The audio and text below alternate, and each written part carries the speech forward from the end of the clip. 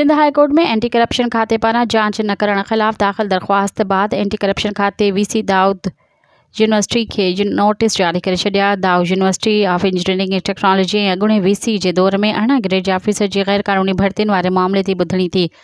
Sindh high court में case दाख़िल थियण खां पोइ दाऊद यूनिवर्सिटी जे VC professor doctor Samreen Hussain अॻूणे वीसी फैज़ुल्ला अब्बासी जे दौर में थियल भर्तियुनि बाबति एंटी करप्शन जी जांच टीम खे जवाब जमा कराए छॾियो।